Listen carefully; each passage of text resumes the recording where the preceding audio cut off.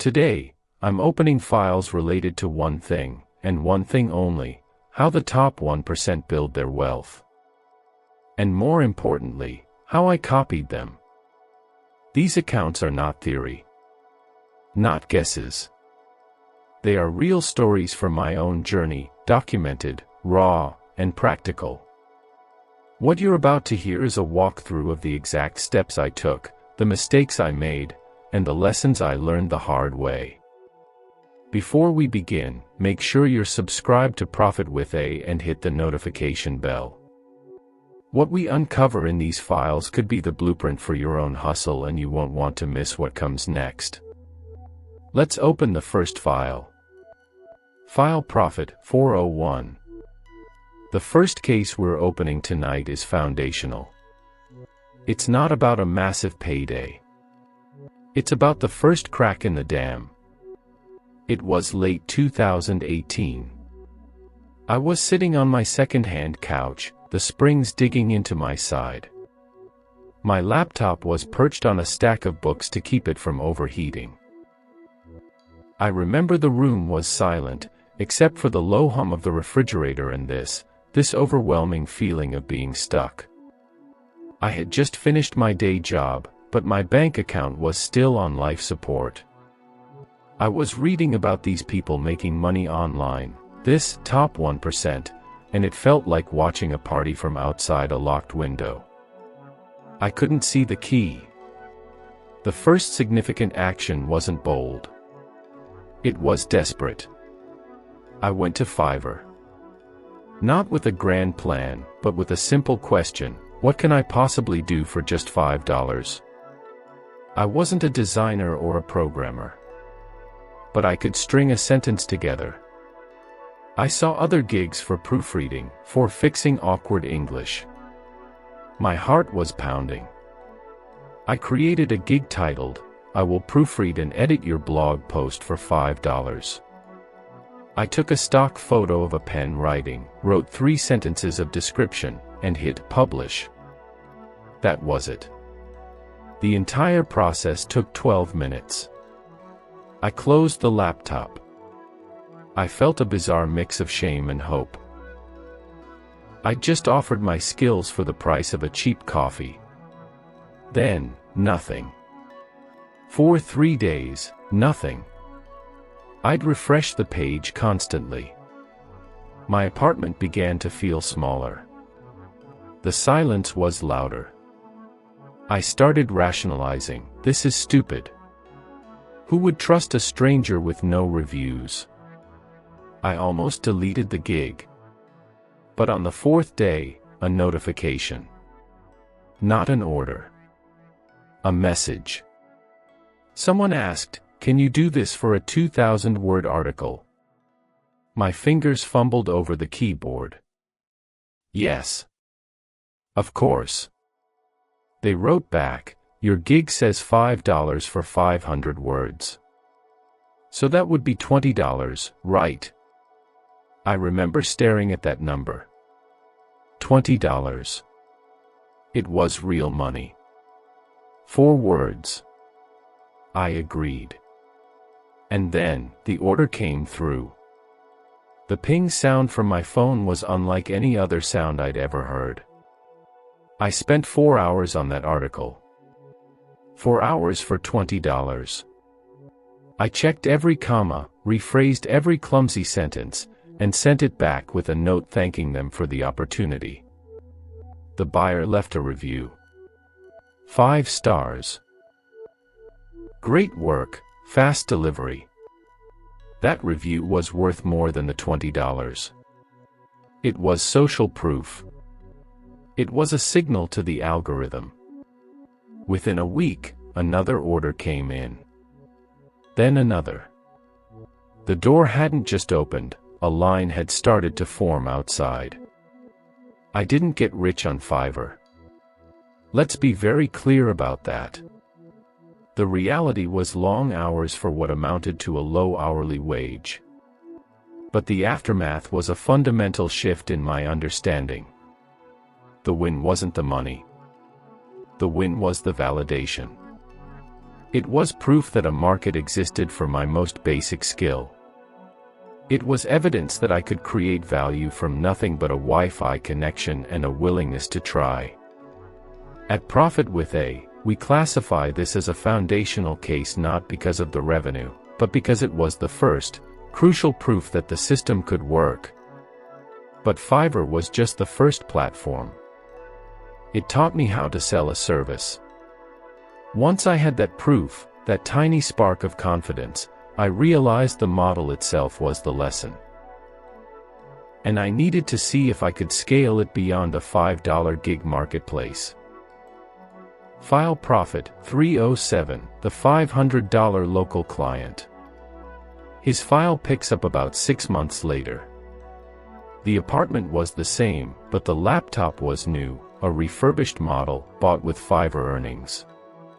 The hum of the fridge was now accompanied by a new, persistent thought: if people online would pay me $20 to edit, wouldn't a local business pay more?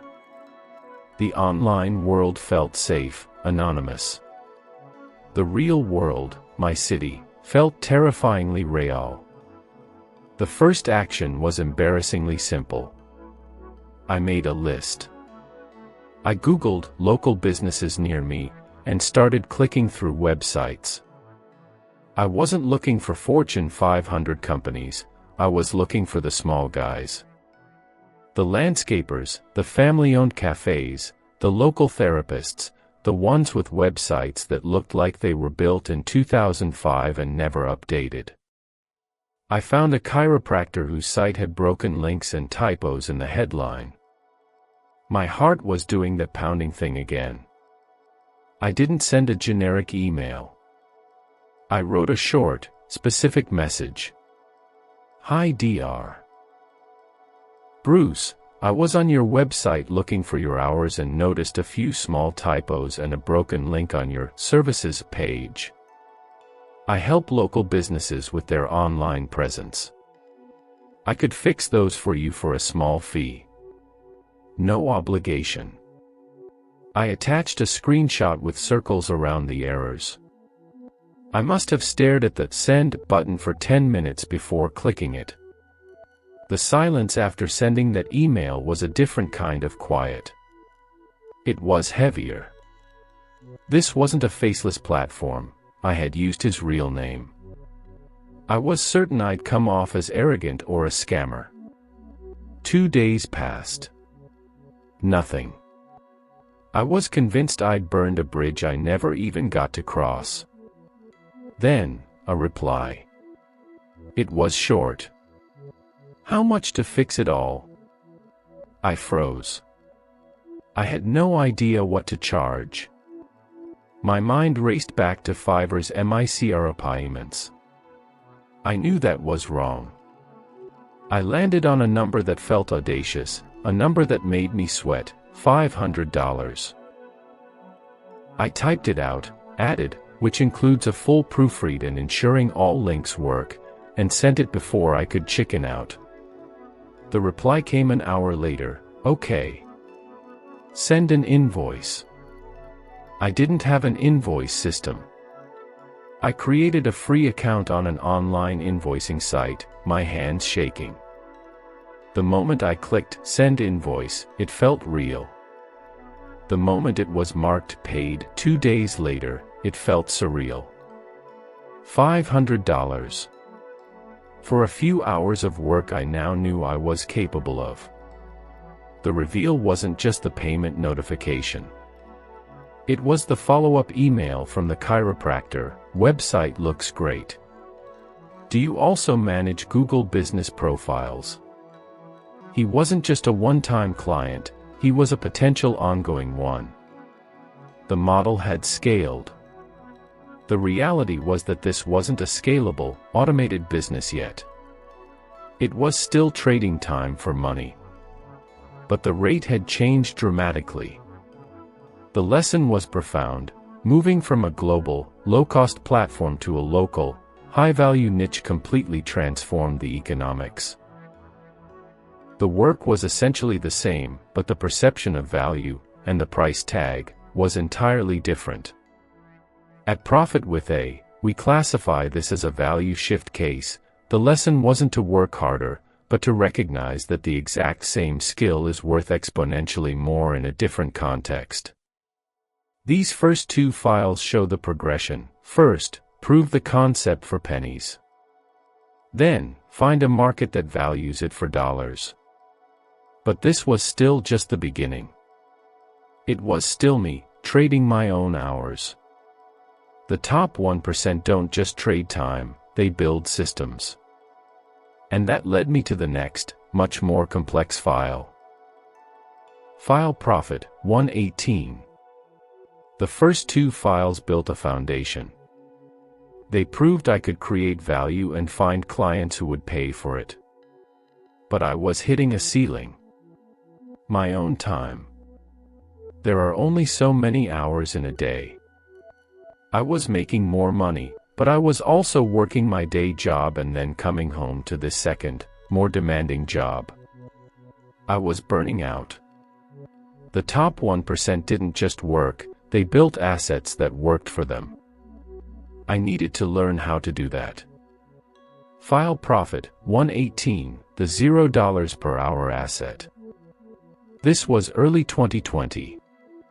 The world was locking down, and everyone was online. My small apartment felt like a command center. I'd just finished a project for a local bakery, building them a simple Shopify site. It was a one-off fee. Good money. But as I handed over the login credentials, I had a sinking feeling. I was building an asset for them. An asset that would generate revenue for them for years, long after my one-time payment was spent. I was still thinking like a laborer. I needed to think like an owner. The action was a complete pivot. Instead of offering to build a website for a client for a one-time fee, I created a template.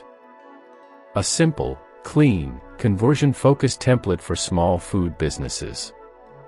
I then went back to that bakery client and others like them with a new proposal. I didn't say, "I'll build your site for $2,000. I said, "I have a premium, ready-to-go website template specifically for bakeries. You can have it installed and customized for a one-time fee of $500, or you can pay me $49 a month forever, and I'll handle all the hosting, security, updates, and give you an hour of support each month." I held my breath. This was a fundamentally different conversation. I was no longer selling my time, I was selling access to an asset and a service. The silence after sending those emails was deafening. Most said no. They wanted to own it outright. The rejection was brutal. I'd spent weeks building this template system. But then, one client, a new donut shop, said yes to the monthly plan. Then another. The first few months, the revenue was a trickle. $98 a month. But it was recurring. It was predictable. The struggle shifted from finding clients to servicing them without it consuming my time. I had to create video tutorials, FAQ documents, and streamline the onboarding process. I was building a system, and it was painfully slow, tedious work.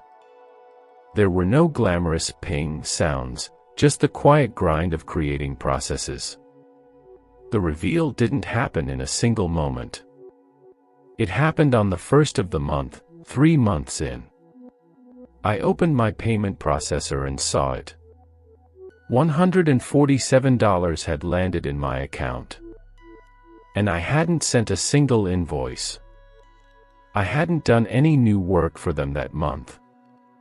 The asset, the template and the service wrapper around it, was working while I was asleep. That was the turning point. The value wasn't in the hours I worked, it was in the system I had built. By the end of the year, that small, boring, recurring revenue stream was paying my rent. Every single month. On autopilot. The reality is that building assets is a long, upfront slog with delayed gratification. It's deeply unsexy. But the aftermath is financial stability. The lesson was the power of recurring revenue.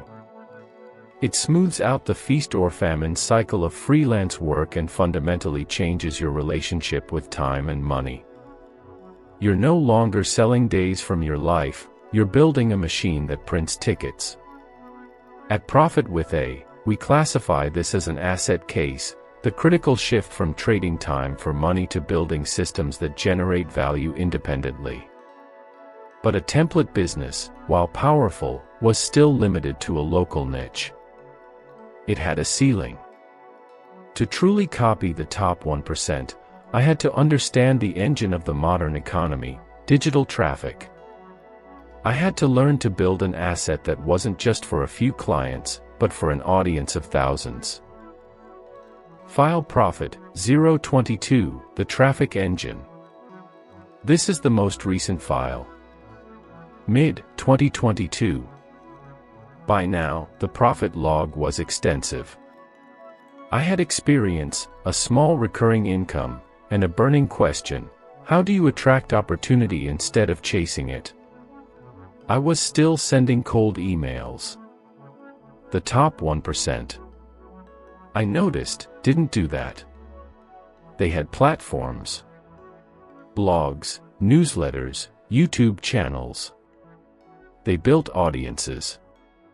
Opportunity came to them. I decided to build my own magnet. The action was committing to a content schedule. Not a vague, I should start a blog, but a brutal, specific commitment.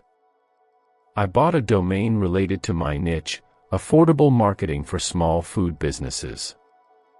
I installed WordPress. And I made a rule: I would publish one long, detailed, and genuinely helpful article every single week for a year. No excuses. The first article was titled, "How Your Bakery Can Get Found on Google Maps for Free." It took me 12 hours to write. It got 3 views. My mom and 2 friends. I published it anyway. This was the longest, darkest burn of all. Months 4 through 7 were a special kind of hell. I was putting in 10 to 15 hours a week on top of everything else for what felt like absolutely nothing. The website was a ghost town.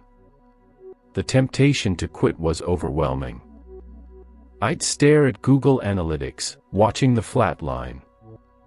The learning curve was vertical: SEO, keyword research, content structuring, headline writing. It felt like screaming into a void. I had to rationalize it by focusing on the process, not the results. The goal wasn't views, the goal was 52 articles. Period. Around month 9, I got a Google alert. Another website had linked to my article on Google Maps. Then another. My traffic didn't spike, it just began to tilt upward. Slowly. Then, an email landed in the inbox of my website, not my personal one. It was from a small coffee roaster in another state. Loved your piece on local SEO. We'd like to hire you for a project. I hadn't pitched them. They found me. The reveal was that first inbound lead. The engine was finally turning over. It was the faintest hum, but it was there. The asset was beginning to work. The reality is that this asset is still growing. It's not a viral sensation. It's a slow, compounding machine. But the aftermath is that now, I get offers. The website brings in consulting leads, affiliate revenue from tools I recommend, and gives me immense leverage. The lesson was the ultimate power of patience and consistency. Building an audience-owned asset is the highest level play. It's your own digital real estate. At ProfitWithA, We classify this as a leverage case, the construction of a platform that attracts opportunity and multiplies the value of every other skill you possess. 4 files. 4 distinct phases of the journey. From $5 to building a system that works for you. But how does it all fit together? What's the final blueprint? File Profit 001. This is the master file. The one that connects all the others. After building the templates, after starting the traffic engine, I faced a new problem. I was making more money than ever before, but it was messy. It was scattered across different platforms, different bank accounts, coming in at different times. I was earning like the top 1%, but I was thinking, and managing it, like the 99%. I was rich in activity, but poor in clarity. The final copy wasn't about making more money. It was about understanding the money I already had. This was just a few months ago. The scene was the same apartment, but the stakes felt higher. I had a spreadsheet open, and it was a mess of one-off payments, recurring subscriptions, and affiliate deposits.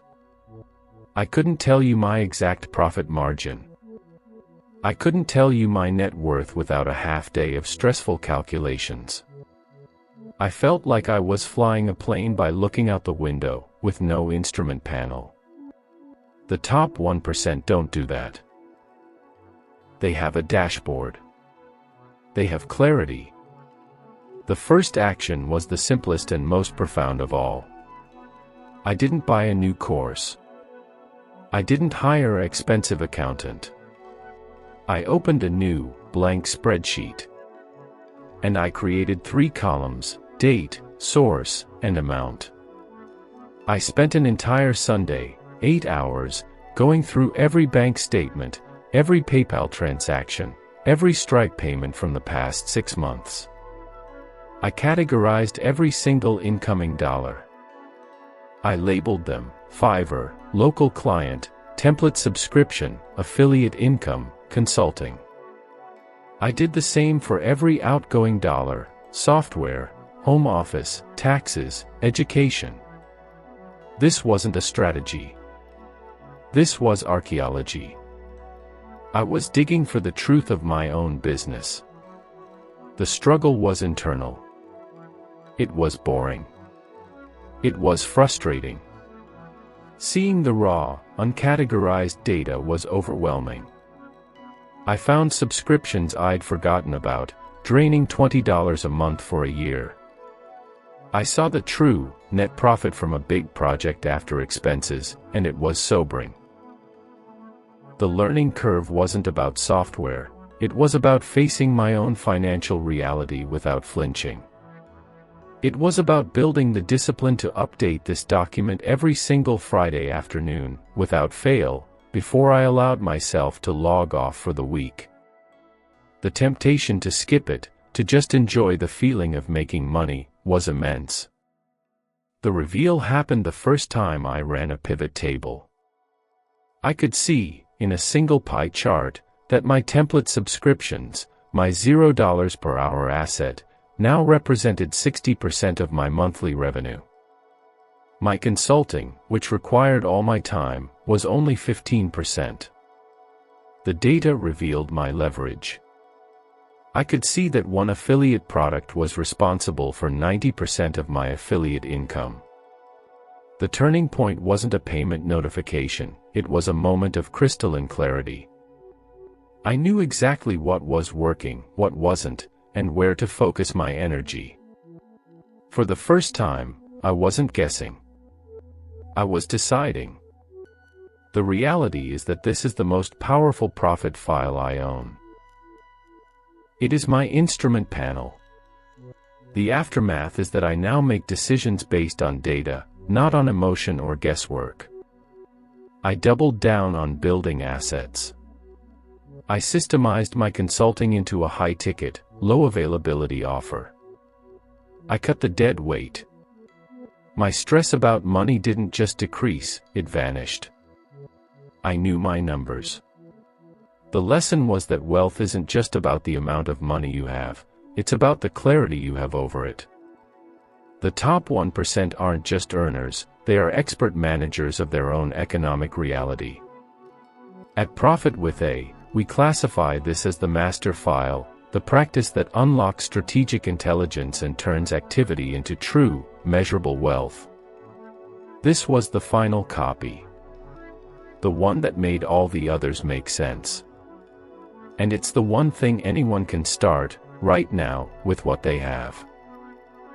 So, what do these files show us? From a $5 gig to a clarity document. It's the same truth, repeated in every case. Making money, building wealth, isn't about luck. It's not about a single genius idea. It's about consistency. Showing up, week after week, even when no one is watching. It's about trial and error. Being willing to fail, to feel the shame of a $5 offer, to face the silence after a cold email, and to learn the lesson each time. It's about a willingness to start small. To validate the smallest possible idea before you ever try to scale it. And finally, it's about building clarity. Because you cannot manage what you do not measure. The notifications may come slowly at first. But if you stick with it, they start to compound.